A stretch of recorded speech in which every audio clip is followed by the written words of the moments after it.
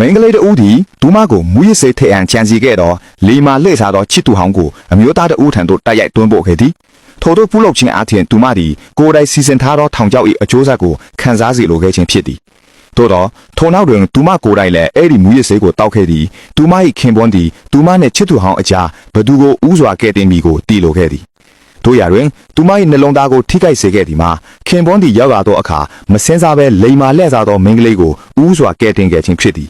အကြောင်းမှာထိုလက်ထပ်မှုသည်အတဲအချက်ဖြစ်ခဲ့ပြီးအမျိုးသား၏နှလုံးသားမှာအမြဲတမ်းချစ်သူဟောင်းထံတွင်သာရှိနေခဲ့ခြင်းကြောင့်ဖြစ်သည်အမှန်တကယ်အားဖြင့်မင်္ဂလာပွဲမတိုင်မီတပတ်ခန့်တည်းအမျိုးသားသည်ထိုချစ်သူဟောင်းနှင့်လက်ထပ်ရမည်ဖြစ်ခဲ့သည်ထို့သောမင်္ဂလာအခမ်းအနားအတွင်းချစ်သူဟောင်းကဖုံးခေါ်ဆိုမှုတစ်ခုရရှိပြီးနောက်မင်္ဂလာပွဲကိုချက်ချင်းဖျက်သိမ်းခဲ့သည်ထိုအခါအမျိုးသားသည်လူအများရှိတွင်အဆက်ရစေခဲ့သည်ထိုအချိန်တွင်အနက်ရောင်ဝီယုံကိုဝစ်ဆင်ထားသောမိန်းကလေးတို့သည်မင်္ဂလာခမ်းမထဲသို့ဝင်ရောက်လာပြီးလူတိုင်းကိုအံ့အားသင့်စေခဲ့သည်သူမသည်ပုံမှန်မိန်းကလေးတို့မဟုတ်ဘဲလူတိုင်းကြောက်ရွံ့ရသောအင်အားပြည့်စုံသောမာဖီယာမိသားစု၏အကြီးအကဲထိခဲ့သည်ကလေးဘဝတွင်သူမ၏မိသားစုကသူမကိုစီးပွားရေးမိတ်ဆက်သူထံရောင်းချခဲ့သည်သို့သောသူမသည်ပြန်လည်လာရောက်ပြီးအင်အားပြည့်စုံသောအမျိုးသမီးတူဖြစ်လာခဲ့သည်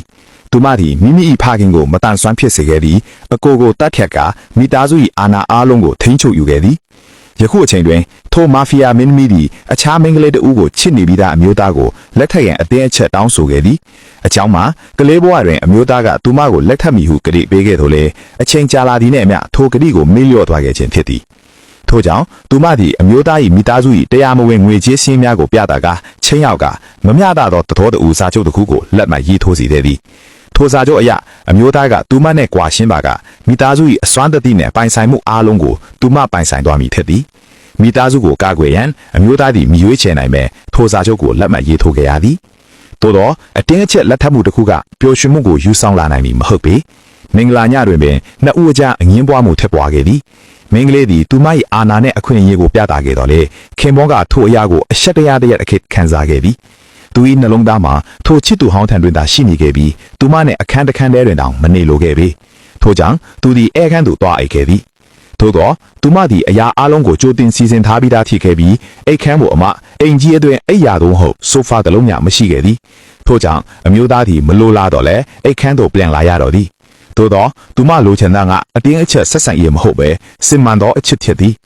နောက်တစ်နေ့တွင်အမျိုးသားသည်မလိုလားတော့လဲဇနီးကိုပြပွဲတစ်ခုသို့ခေါ်သွားခဲ့သည်ထိုနေရာတွင်လိမ္မာလှည့်စားသောချစ်သူဟောင်းထပ်မံပေါ်လာခဲ့သည်ဇနီးသက်သည်ဒေါသနှင့်ခင်ပွန်း၏လက်ကိုကိုင်ကာသူမကိုကာကွယ်လိုတကယ်သို့ပြုလုပ်ခဲ့သည်သို့သောချစ်သူဟောင်းကသူမကိုတနဖျာကောင်းသောပုတ်တနည်းတစ်ခုဖြစ်ပြတာကခင်ပွန်း၏ယုံကြည်မှုကိုရရှိခဲ့သည်ထို့ကြောင့်ခင်ပွန်းသည်ဇနီးကိုမကောင်းသူဖြစ်ထင်မြင်လာခဲ့သည်ထိုအခါဇနီးသည်ချစ်သူဟောင်း၏လီမာလှည့်စားမှုကိုထုတ်ဖော်ပြောကြားသည်သူမ၏ပထမဆုံးအချစ်အတွက်မင်္ဂလာပွဲကိုဖျက်သိမ်းခဲ့ကြောင်းထပ်မံဝင်ရောက်မနှောက်ယှက်ရန်တတိပေးခဲ့သည်သို့သောခင်ပွန်းသည်ချစ်သူဟောင်းကိုဆက်လက်ယုံကြည်နေစေဖြစ်ခဲ့သည်ထိုအခြေအနေကြောင့်ချစ်သူဟောင်းသည်ပိုမိုရဲတမ်းလာခဲ့ပြီးယခုတောင်ကျမဖုံးခေါ်လာရင်သူချက်ချင်းလာမည်ဟုပြောခဲ့သည်ထိုစကားကြောင့်ဇနီးသည်ဒေါသနှင့်မျက်နှာပေါ်မှပြင်းထန်စွာရိုက်ပစ်ခဲ့သည်အိမ်သို့ပြန်လောက်နောက်ပိုင်းဇနီးသည်ခင်ပွန်းအားထိုမင်းကလေးနှင့်မတွေ့ဆုံရန်တတိပေးခဲ့သည်သို့သောအမျိုးသားသည်ထိုစကားကိုမိမိအတ္တကိုထိခိုက်စေသည်ဟုခံစားခဲ့သည်နောက်ပိုင်းသူသည်ချစ်သူဟောင်းနှင့်ဘားတစ်ခုတွင်တွေ့ဆုံပြီးအတိတ်အမှတ်တများများကိုပြန်လည်မျှဝေခဲ့ကြသည်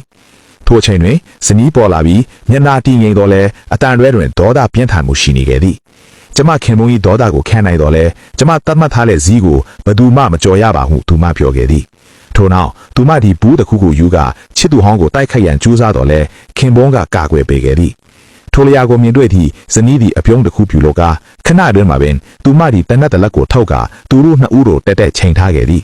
ကြည်စက်တလုံးသာကြန့်ရှိနေသည်ဘသူအရင်သေးမလဲကြည့်ရမယ်ဟုသူမပြောခဲ့သည်